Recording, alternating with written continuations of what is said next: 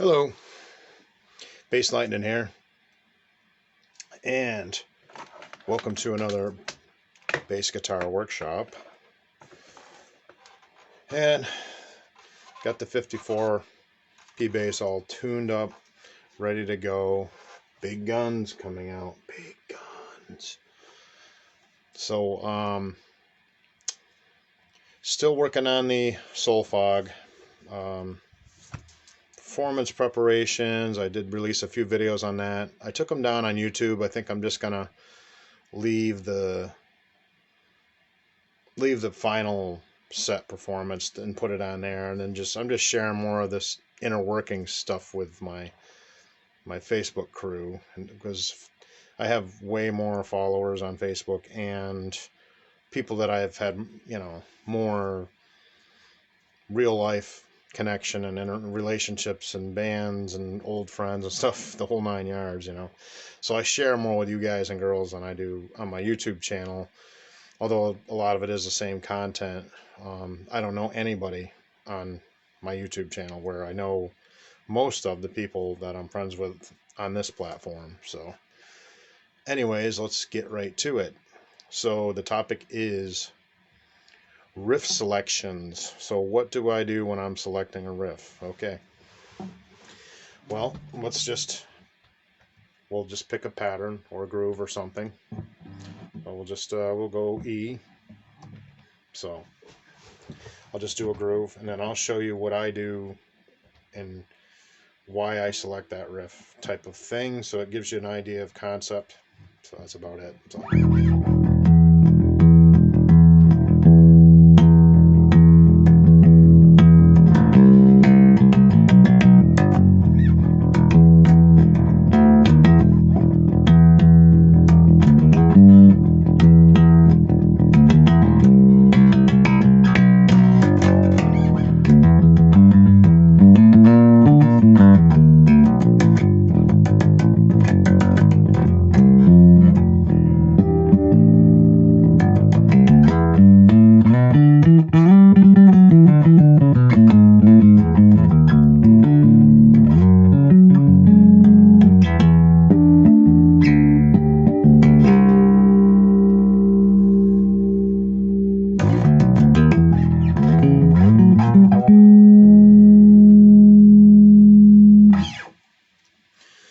Okay, so now that I've played the pattern, I'll just kind of break it down. And if I'm doing, so it goes into concept, it always ties in with concept, because if I'm playing with a band and there's a singer,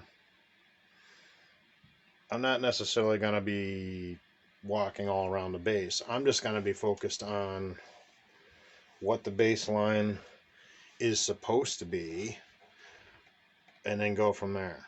You know what I'm saying? So in retrospect, I've always done that. This is more like advanced. I'm not really getting into the basics here. I'm assuming you already know how to play. So we'll get into what I would do if a singer is on the lead mic and when I'm playing in the band. So I'll just play a bass line, not necessarily from a song, just a random pattern comes to mind. So kind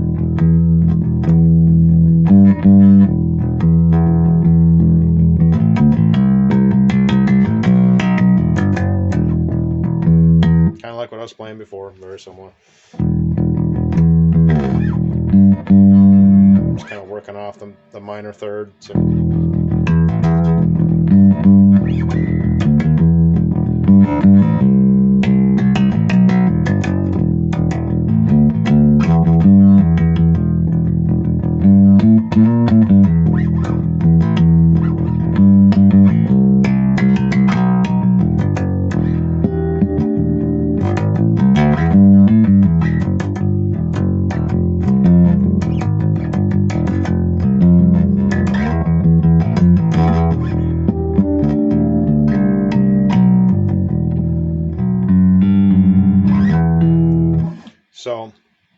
As you can see in the first example, I was much busier and playing more, a little more aggressively. I mean, I'm not going crazy, but I'm giving it a little more, doing more riffing, pulling stuff like out, like doing some more chromatic grooves in between.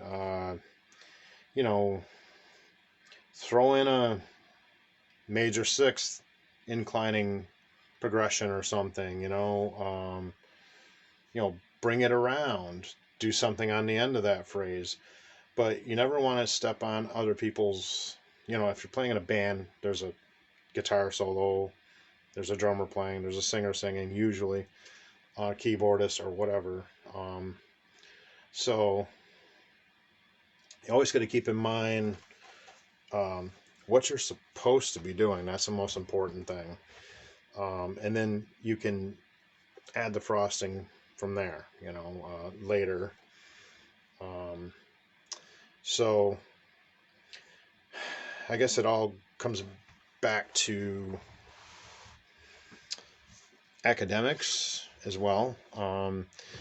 Make sure you study your theory. Make sure you're applying it, and you can actually play what you're studying. That's a big one, because if you can get all the knowledge in the world, it's not going to do any good if you can't use it in real world. So make sure you're actually applying what you're studying to what's going on your fretboard, that you're actually playing what you're learning. That's a big one. Very important to make everything so it's realistic. That's why you need to take things in stepping stone stages, step stages, like I've mentioned on other workshops. Make sure that you give yourself enough time to work through what it is you're doing, because you're going to make mistakes, and the idea is to make mistakes so that eventually you don't. That's just the way it goes, especially when you're learning something new.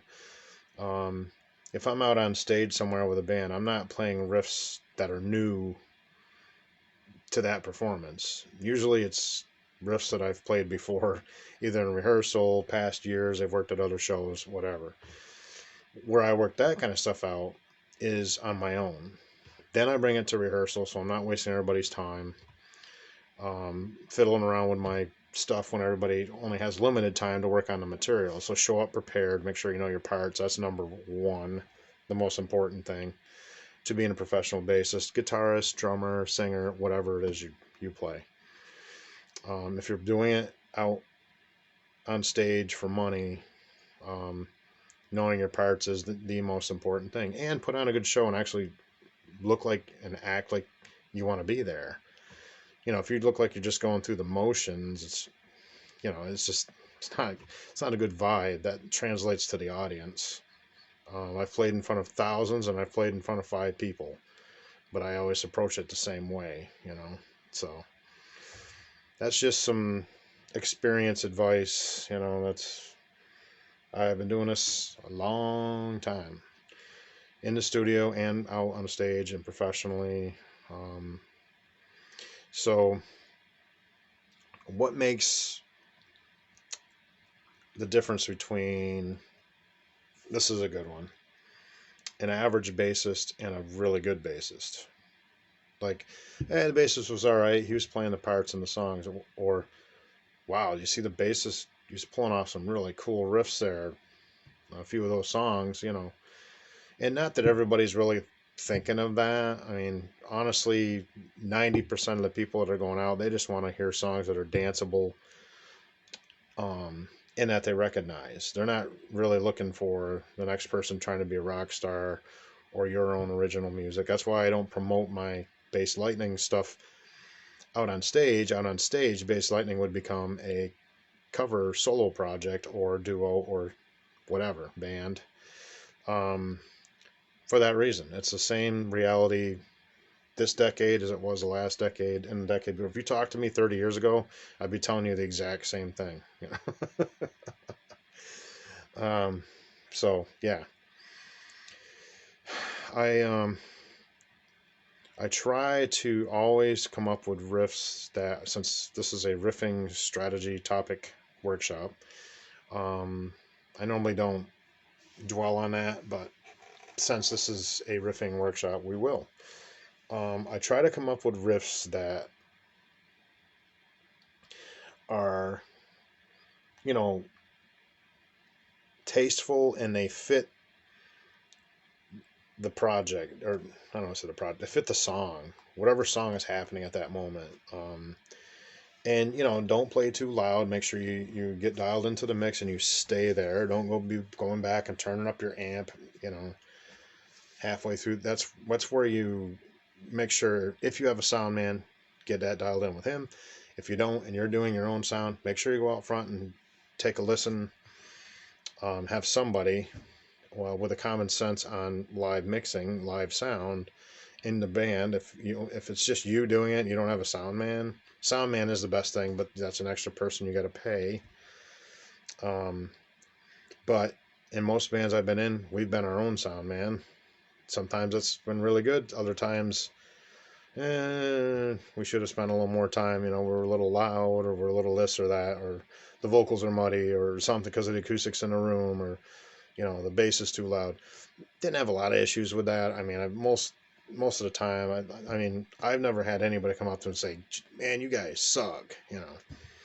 It's always been a good time. We've always pulled off a good show. It's our own self criticism as players, performers, that kind of sets the bar with that. As long as you're putting on a good show and you're playing the right music and you're not too loud, you're groovy and danceable, you should be okay just about anywhere you go in this region, anyways. We're not on the New Orleans jazz circuit, so geography is a big one on that too. And I need to move this cord because I keep stepping on it. So let's do some more examples, so it's not just me talking.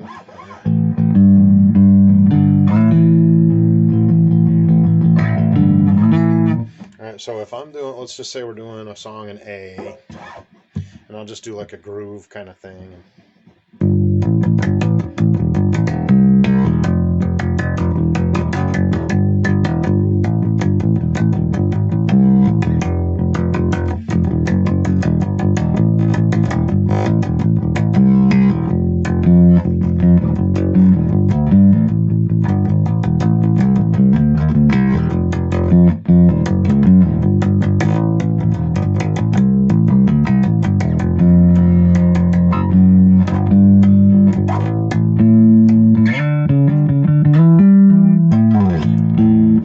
So, doing a groove in A. Now, that's probably how I'd be playing that pattern, when the singer's on the lead mic. If I'm singing a song, obviously, I'm going to be playing less busy. If the singer's on the lead mic, whoever the singer is, I'm just going to be grooving, just...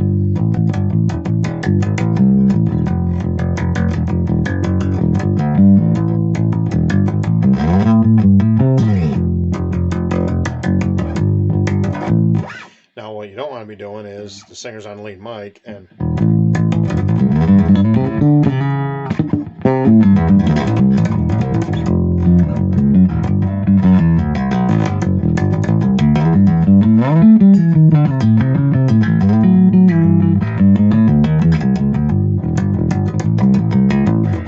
now, as cool as that sounds, you're going to get the hairy eyeball from everyone if you do that. So, what's that? I always say, taste can't be taught. That's not something I can teach you, as far as nobody can teach you. Now, you have your academics that are always,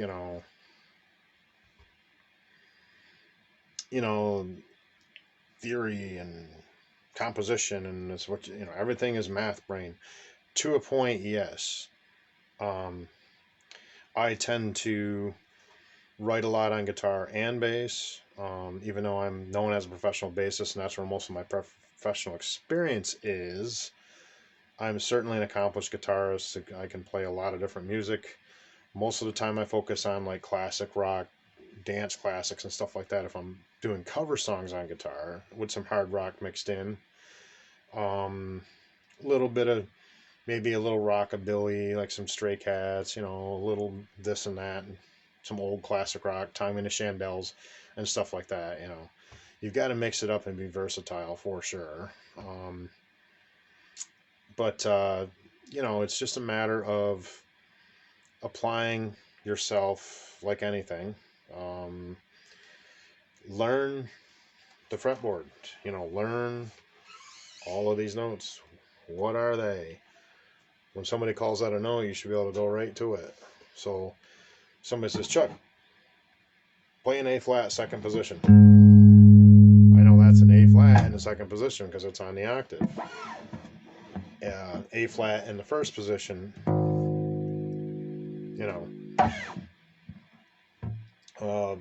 Chuck, play a D flat. Okay, D flat octave. You should be able to just go to those notes without even thinking about it. That's really a huge deal, is being able to, you've got to know your neck. You got to be able to go and be proficient before you market yourself. That's for sure. I went through that stage a long time ago. I was playing out professionally when I was 14. Yes, I got into bars and establishments because I didn't drink alcohol at them and I didn't cause attention to myself. I think I got carded once years later and I was already 21. So that's what kind of ended my sports. I mean, I played 4 years of Maya football, a year for Tomasi Sports, and a year of UST Little League.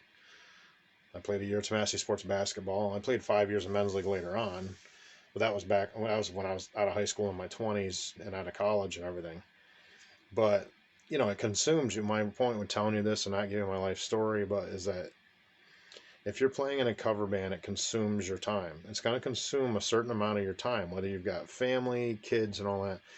And you really shouldn't blow off gigs and stuff like that, and be unprofessional, because that can come back and haunt you. Nobody's going to want to hire you, just like in a lot of different professions, But in show business, yeah, try to be reliable. I haven't always had a positive experience with every band I've played in. Again, not trying to get into my life story or history, but you're not going to either. There's going to be band breakups with drama, people running their mouth on social media, especially nowadays in the modern world, later on, and stuff like that. It's just going to happen. It's just something you have to be able to deal with and just say,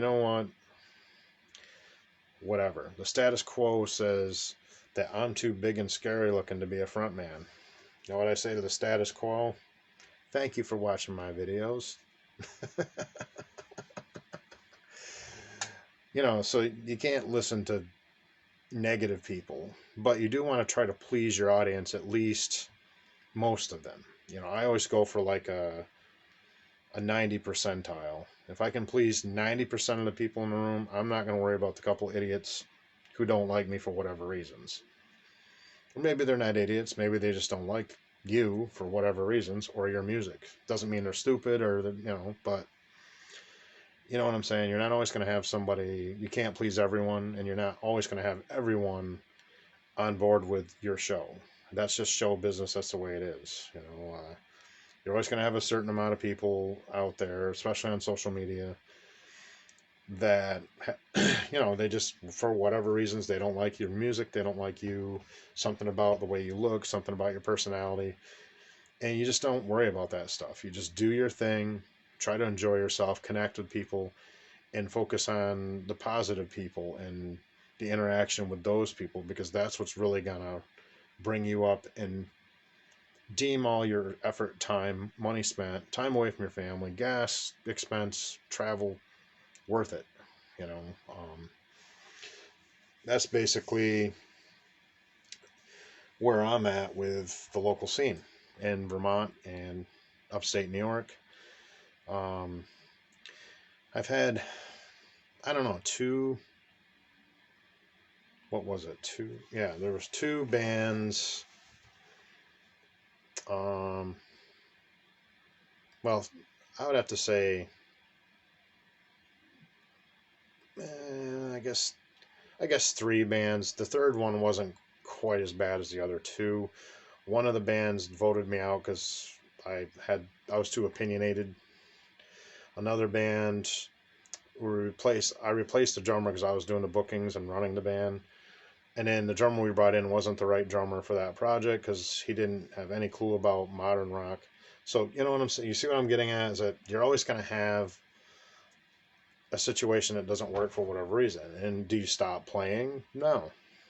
I've never stopped playing, regardless of what bands have worked out or what bands haven't. I've got this. I share my virtual stage. I've got my home studio work, which is just as fulfilling to me as playing in any band, if not more.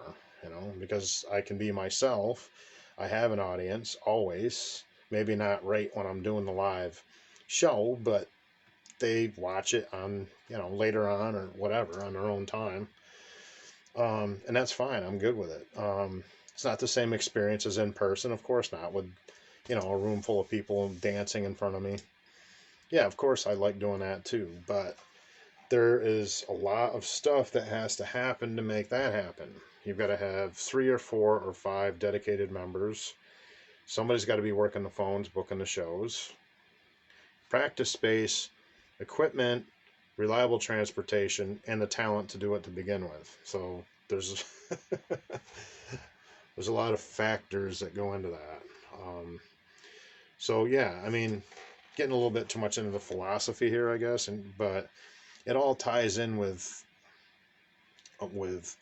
my riffing strategy. Is I just try to always do riffs that are cool, that work out live, that work here in the studio, work for my originals, work on my MP3s, everywhere I go. So universal is the key to that. Come up with stuff that's not exclusive. You want to come up with riffing that makes sense no matter where you go. Simple as that. You always want to have the greater goal in mind. Always have yourself prepared. Is it a traveling band? Is it a band that just plays an occasional gig? Is it a band that's busy every weekend? Look at those factors before you get involved with it, because if you can't do it, then don't waste everybody's time and your own. That's a big one. Everybody needs to be on the same page. So there's a lot of things with taking your skills that I share on here in the virtual stage and the workshops, and taking them into a band situation out in public in a professional band, be it local, regional, national, international, whatever. You need to have your chops together. You need to have yourself together, your health together. You got to be able to travel without health issues. I'm diabetic, so have been since 2011. So I'm not going to get onto some band that travels all over the place. I don't really feel like dying on the road. I can't really go that far away from healthcare and home base. So I don't mind playing in a busy project as long as it's just local stuff, within a few hours away, gigs type of thing, of course. And that's why I've always, for a long time, that's what I've done.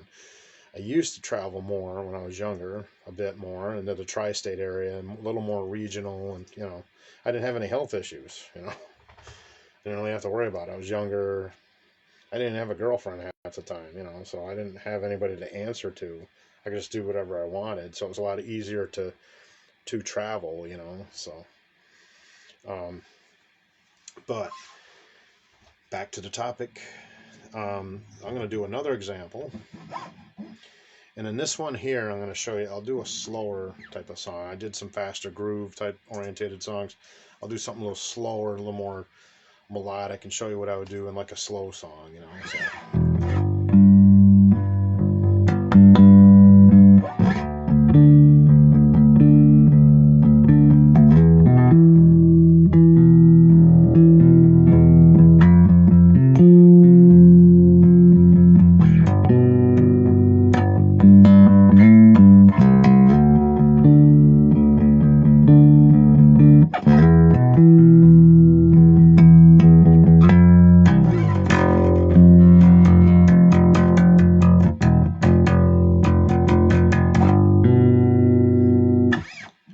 on a slow song like that, that's not necessarily a song. That's just a pattern that I just made up for example.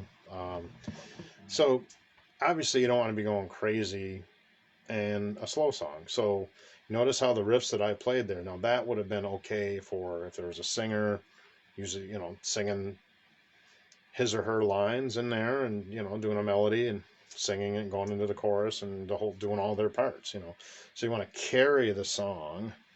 And as a bassist, you want to support that.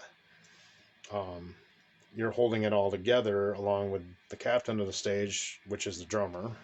And that's basically what you want to do, And so that's really what I would do. The reason why I showed you that example is there isn't really much more you can do with that type of song without sounding too busy or it doesn't really fit. So I could take that same pattern.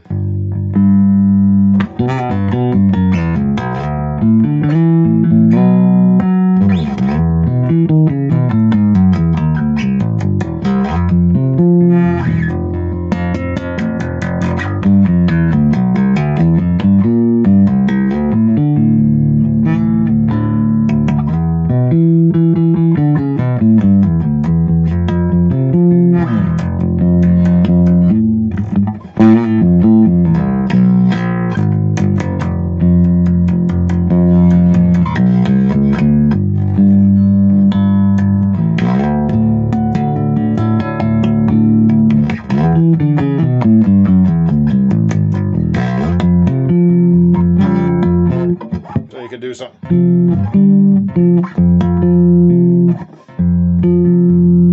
Or you could just go up to the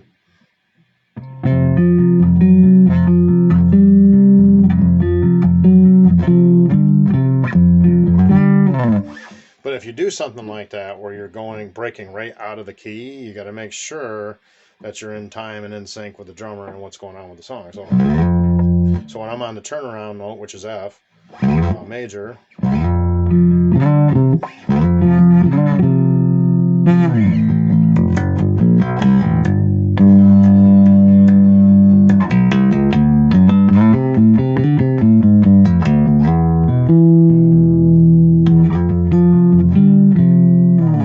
see how it was smoother that time than the first time I tried to play it. Sounded a little choppy.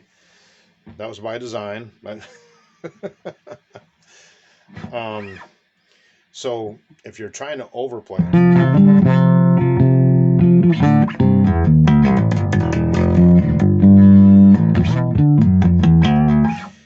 you don't want to put stuff like that in there. It might work, like technically it works, so you just play it. But the problem is when you do that is it doesn't really fit the song.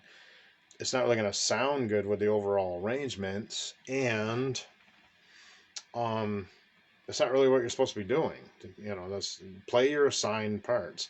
Now, to kind of recover from that mess I just played you, go back to the beginning phrase, which was the beautiful one that I played you for an example. And to make that really pop and to make it tight, you want to just play into the parts smoothly. Don't get behind the beat too much. Don't get ahead of the beat too much. Don't overplay. In other words, don't throw too many riffs in there. So just make the melody flow. So just in a realistic version, I would just play it like this. 1, 2, 3, 4.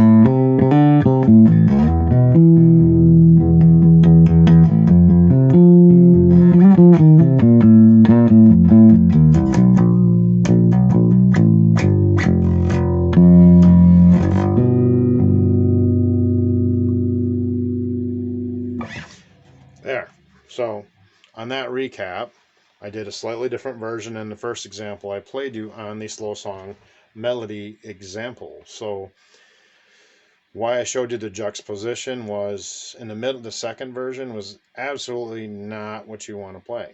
I like doing this because instead of just showing perfection and this is exact, you got to show both sides of the story to really get a good picture of what I'm trying to explain. That's basically it. I'm articulating my concepts, and I like showing both sides.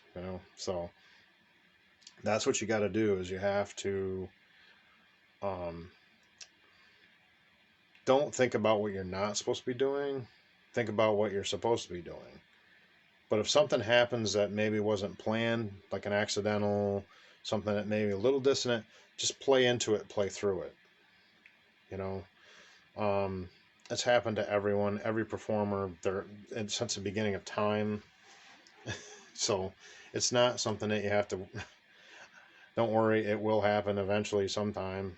Um, especially if it's like some kind of awkward bass line, that you're not used to playing, um, or the style that you're not used to playing in. You can play it, but it's not really in your toolbox for as far as your experience and what you've played a lot of. So if you're going into a lot of rockabilly, ska, reggae, and stuff that's,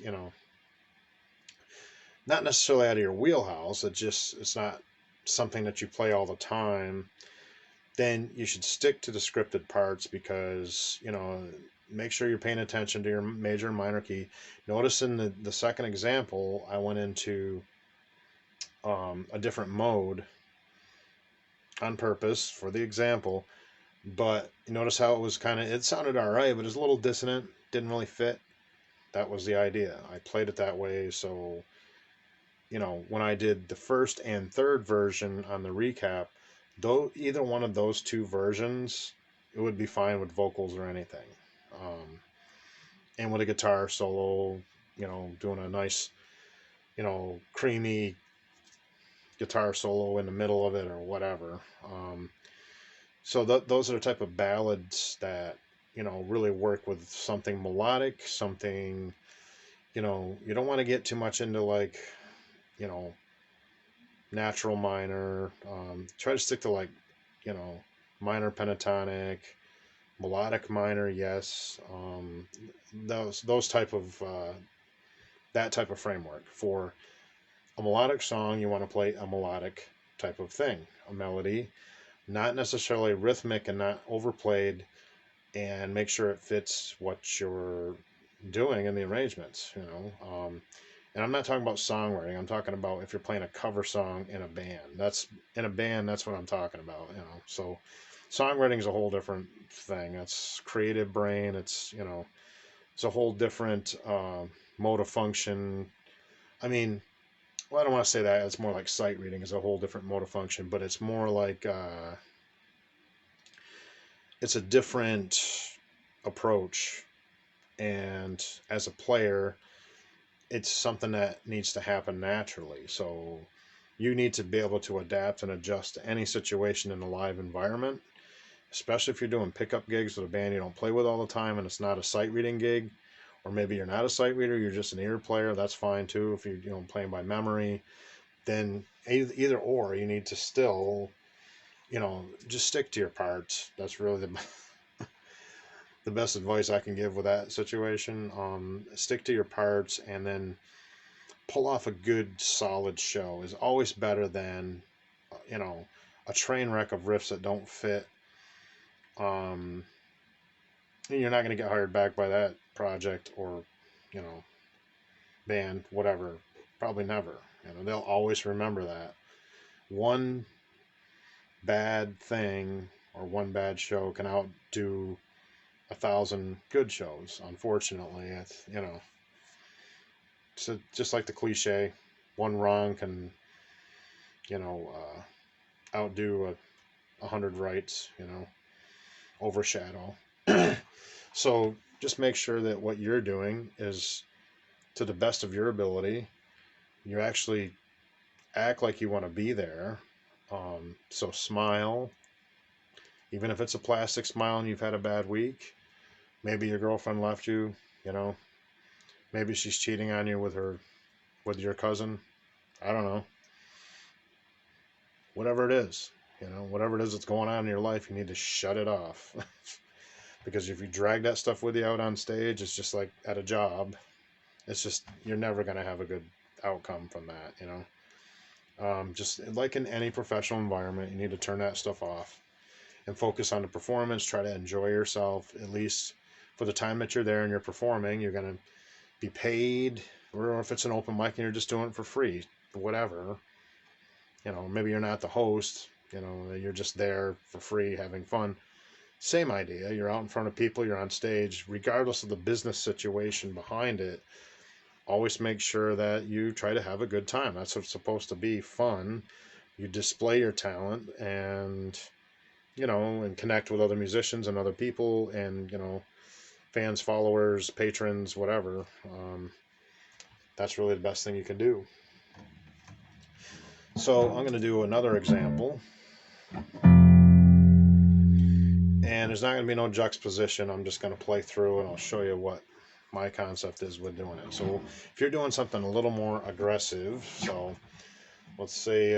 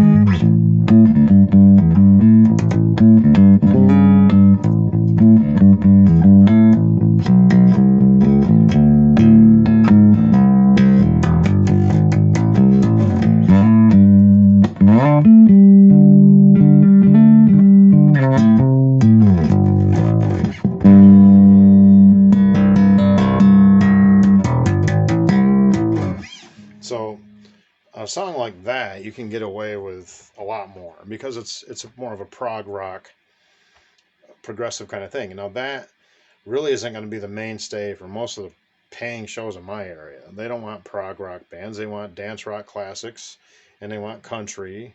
Some blues does work. Blues bands do work. The bands that work the most are classic rock and country in this area. Talk to any professional musicians that are out there. Some of you watching this, you know what I'm talking about. If you're a professional musician, you're in a band.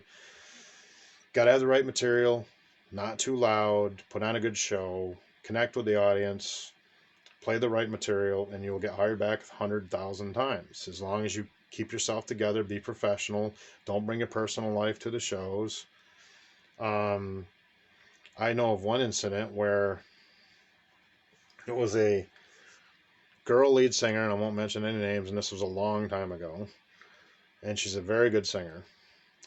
She was fighting with her boyfriend at the venue, and my other two friends are playing in a band with her, and I don't know what happened. I wasn't there, but the story goes from my good friend who told me the details, who I knew for many years, so I'm assuming he wasn't BSing me. She just left, just walked out, gone. And she was the front person for that project who did all the singing, you know what I'm saying? So they thought they weren't going to get paid and the show was shut down. But there was luckily another front man there who also played lead guitar. And the lead guitarist could switch over to bass because he was also a really good bass player as well. And the front man used his guitar, finished the show, then they paid him instead, I would assume. I don't know, I wasn't there. But my point with telling you this is don't bring your personal life to the shows. That's it. That's a prime example, and I'm not mentioning any names because it was a long time ago. It doesn't really matter. Nobody cares about it. But it is a good example of what not to do. Don't, I don't know if it's not really a chauvinist thing. It's not because she was a woman. I don't know.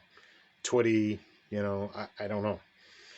But just even as a woman who has a different emotional mindset than a man usually, and is more emotional, you need to shut that stuff off. It doesn't matter if your ex-husband's there with his new girlfriend and runs his mouth to you, or squabbling about child support or whatever. You need to shut it off, ignore those people, and focus on your show.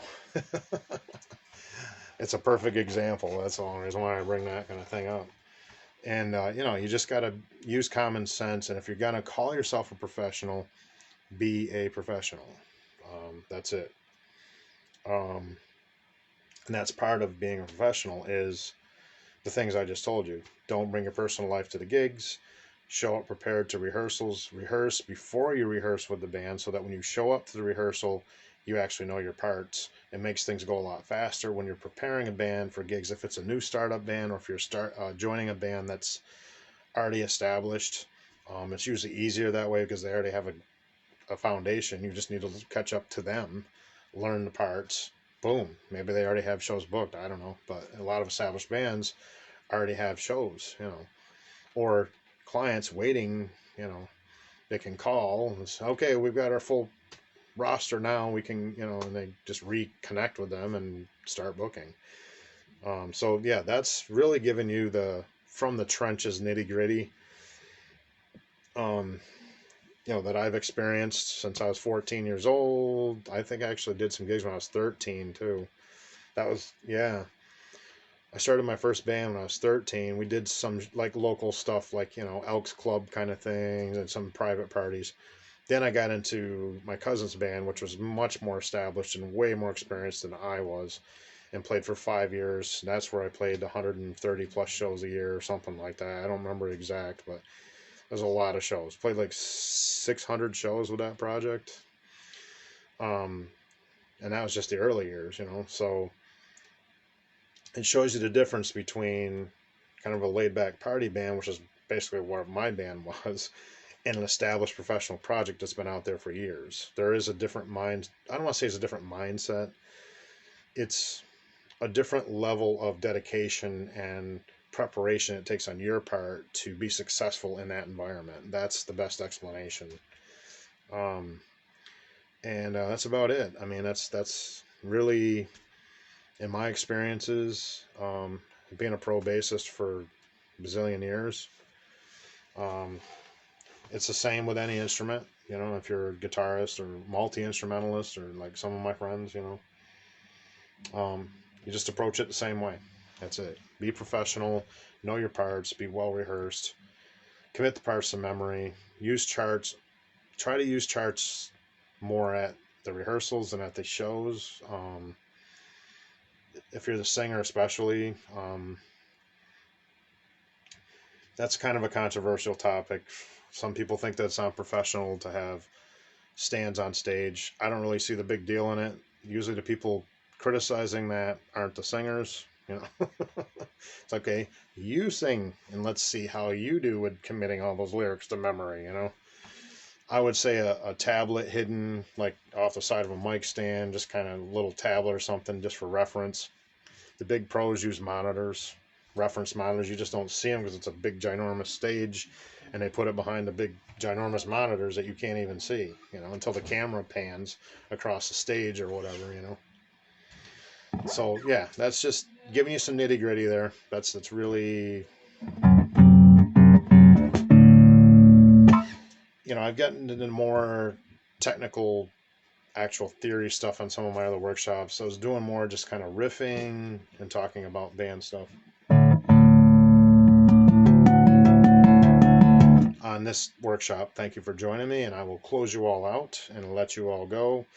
For those of you who follow my work, thank you. Stay tuned for more stuff to come. I've got some gear reconditioning to do here to get my other stuff going, mainly with guitar, with my tube amp. I don't know if I'm gonna, might have to wait till after the holidays, so I may have to do soul fog with my solid state amp, but whatever.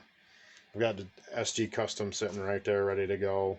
I have been working on that for the last couple of days on the setup and getting it just right, so when I do let it rip, it's ready to go. Always be prepared, you know what I mean, ahead of time. That's the big thing. When it's showtime, boom, you're good to go. You know what I'm saying? Then you can just do your thing, you know?